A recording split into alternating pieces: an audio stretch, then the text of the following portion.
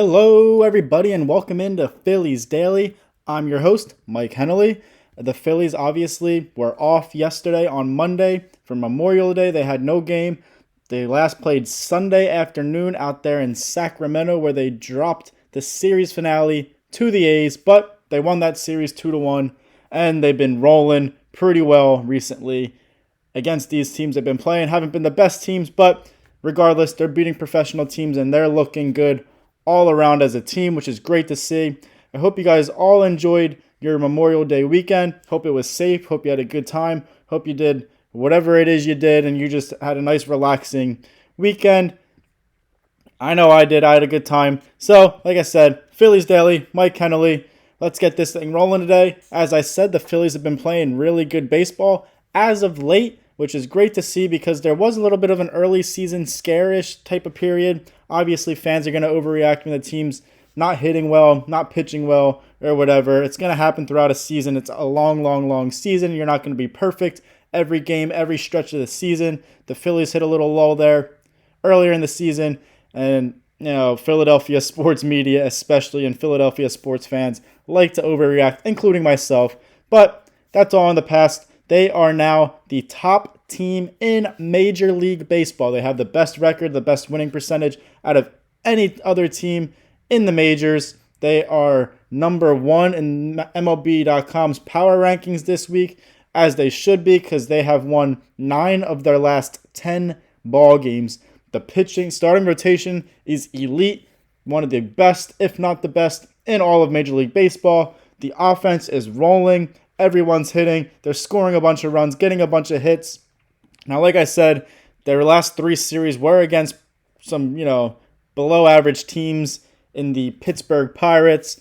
And then the Colorado Rockies, obviously, are off to a historically bad start to the season. And now recently, the A's out there in Sacramento. But the Phillies won 9 out of 10 of those ball games. So they're taking care of business. Because in the past, they kind of struggled against weaker teams like that. So it's good to see that they're able to put up those runs, get those wins. They did, like I said, they did drop that series finale to the A's, but they're not going to beat every team all the time. As long as you're winning series, you're going to be a good team, and that's exactly what the Phillies are, and that's exactly what they are doing. Now, I did mention the Pittsburgh Pirates. That was the start of that 10-game stretch that they just went through, and the Pittsburgh Pirates obviously have one of the best, if not the best, starters in all of Major League Baseball in Paul Skenes. Paul Skenes went to LSU, incredible college pitcher, and then he just rose. He was top pick in the draft his year, rose through the minor leagues really quick, came up last year after starting in the minors, but he pretty much played the whole season in the majors, ended up being the 2024 National League Rookie of the Year. He finished 3rd in Cy Young voting in the National League, despite not even being up for an entire season. He is just an incredible young pitcher. He was an all-star too last year in 2024. He was just about to turn 23 years old, so he's still extremely young. I believe he turns 23 this week, a couple days away. He's a right-handed pitcher, but there have been a lot of trade rumors recently, especially over the weekend, especially this past week, involving Paul Skenes. Now, that's just simply not going to happen, but yeah, obviously the Pirates are not a good team. They are 19-36 so far in 2025, and that is the best, or that's good for the 3rd worst in all of Major League Baseball, 3rd worst team, 3rd worst record in Major League Baseball to this point in the season. So obviously, when you're a struggling team and you have some good players, you're going to hear their names come up in trade rumors, especially as we get closer to the July trade deadline. And Paul Skenes, obviously, like I said, incredible year last year as a rookie. He's off to another incredible start. His 2nd year so far in 2025. He is a 2025 National League Cy Young candidate, probably the favorite to this point of the season. If not the favorite, he's right up there again, just like last year.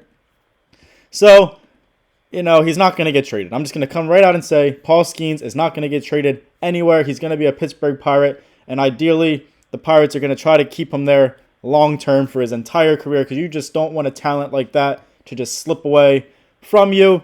But, the Phillies obviously have been floated around in trade rumors with his name in the rumor mill these past couple of days. But, it's just not going to happen. So don't get your hopes up, especially that type of trade that you're going to need to package together to get a player like Paul Skenes is just ridiculously high. You're going to have to part with multiple top prospects. And some rumors that I've seen, some trade fits, trade destinations, trade packages regarding the Phillies, where they'd part with Andrew Painter, their top prospect, who's arguably as talented as Paul Skenes. He can be just as good. They're about the same age. Obviously, Paul Skenes has the experience so far in Major League Baseball, and he's had the success so far in his early career. But Andrew Painter, he's got all the talent in the world to be just as good, if not better, than Paul Skenes when he finally continues and finishes his rehab from his Tommy John surgery and eventually makes his way to Philadelphia to pitch for the Phillies. So, just parting with him just alone would be tough to do. Now, you kind of, if it was a straight up trade, yeah, you'd probably take it just because. But it was also they were giving up Mick Abel, who was another top prospect, another top pitching prospect. We saw what he could do against Paul Skenes in his Major League debut. Had an incredible game. He's obviously in AAA again. He's having a good year in 2024. He's not the toughest guy to part with, but packaging him with Andrew Painter, that just gets ridiculously high at that point. But it doesn't stop there. Another player that I've seen in trade rumors, trade packages like that, is their second, number 2 prospect, Aiden Miller, the young shortstop who can play really anywhere in the infield between third, short, and second. He had an incredible start to his minor league career. This year, his first full season in Double-A, he's kind of been slow, kind of not adjusted fully yet, but it is an adjustment period, and he's extremely young. He's got a long way to go. He's got a lot of time to figure things out, and he's incredibly talented fielder, hitter, everything. So just dealing Andrew Painter, Mick Abel, and Aiden Miller just for Paul Skenes, absolutely not. So like I said, you don't even have to worry about it. The Phillies are not going to be getting Paul Skenes. Nobody's really going to be getting Paul Skenes. He's going to be a Pittsburgh Pirate. So I just wanted to come on there and say that just because his name has been out there and the Phillies have been linked in these ridiculous, outrageous trade rumors regarding and involving Paul Skenes, just not going to happen. Sorry, guys. Don't get your hopes up. Something to get your hopes up about, though, is one of their prospects, the Phillies prospects, Eduardo Tate. Eduardo Tate is an extremely young catching prospect in the Phillies farm system, and he has been incredible through his first couple years in the minors. He is just 18 years old, and he's been doing incredible. He's a solid fielder. He can work a little bit more in that area, and he's a very, very good hitter. This year, he's been playing in Single-A with Clearwater Threshers, and he's been doing pretty good there. Like I said, an 18-year-old catcher. He's a left-handed hitter. He throws right-handed. He is the Phillies' number 4 prospect in their farm system, and he is just someone to watch out for because, like I said, he has incredible talent. So far in 2025, he's batting .284 with 9 doubles, 1 triple, 7 home runs, and 26 RBIs in Single-A with the Threshers. And he's a career .305 hitter through his first 160 minor league games. So that's almost like a full MLB season, obviously 162 games. And he's batting .305. The talent's a lot different, don't get me wrong. But for an 18-year-old kid, and he's just had tremendous success so far to start his professional career. It's great to see because obviously the Phillies need a future at the catching position. JT Realmuto is not going to be here forever. He's in a contract year this year. They have a decision to make with him because he's now 34 years old. And as much as I love him, as much as everybody loves JT Realmuto, he's a workhorse catcher. But he's 34 years old. He's declining in offense. He's not the same hitter he was, struggling a lot in 2025. And as he keeps aging, you're likely to keep declining. And at a position like catcher, your body's not going to hold up much longer. Like I said, he's 34. The knees start going, the legs start going, and his amazing defensive ability is not going to stick with him for however many more years he plays in Major League Baseball. So the Phillies have a decision to make with him this offseason, or if they were to re-sign him during the season, who knows. But obviously, behind him, they really don't have too much proven talent. Rafael Marchand, they were hoping to be a catcher of the future. He's been struggling as JT Realmuto's backup so far in 2025. Hasn't had a lot of opportunities, but still, Just not much offensive production out of him. He's made a few base running mistakes and all that kind of stuff. And obviously the other notable catcher behind Realmuto, Garrett Stubbs. Everybody loves Stubbs. Great energy, great mentor, great guy that the pitchers like to work with and all. But he has not been a good offensive catcher, offensive player throughout his major league career or his tenure with the Phillies before he was sent down to AAA this year. So Eduardo Tate, he's the catcher of the future. Hopefully he continues to develop and continues to make his way up. Just wanted to let you guys know about him just because, why not? There was an off day yesterday. Wasn't a game to talk about. Eduardo Tate is a great guy to look out for, and he's going to have a bright, bright future with the Phillies. Off to an incredible start to his minor league career. Now, since the off day was yesterday, the Phillies are back in action today in South Philadelphia at home at Citizens Bank Park. They are hosting their NL East rival, Atlanta Braves. The Braves, they started pretty rough in 2025. They lost their first 7 games of the season.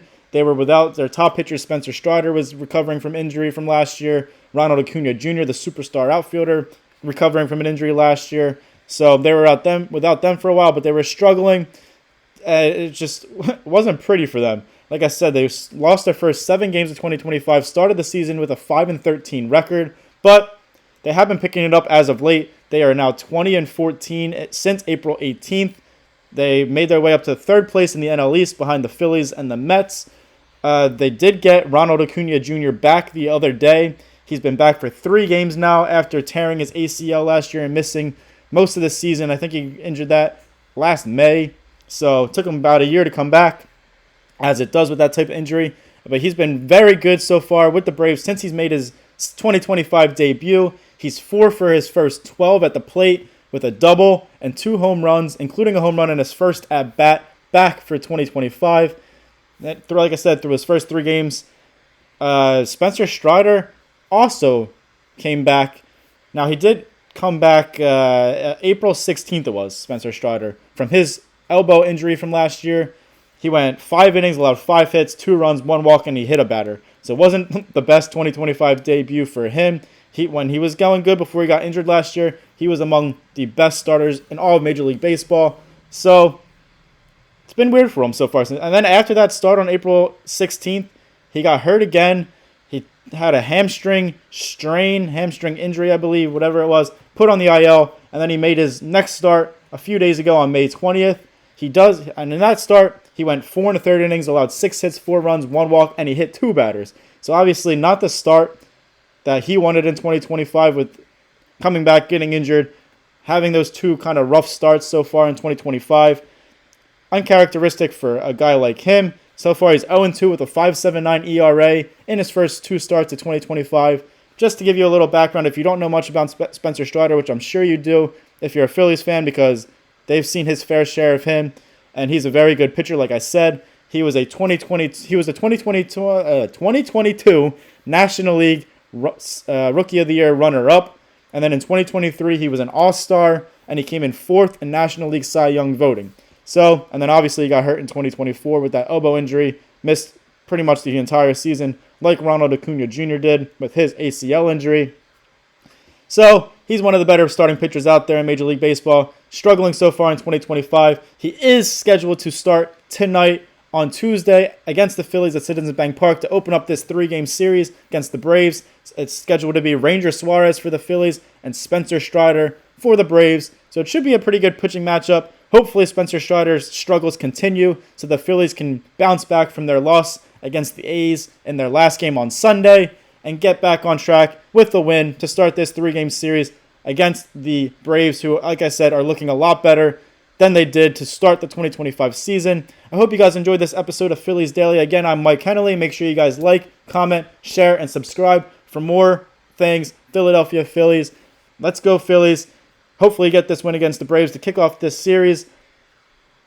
And go Phils as always. Thanks for watching, guys.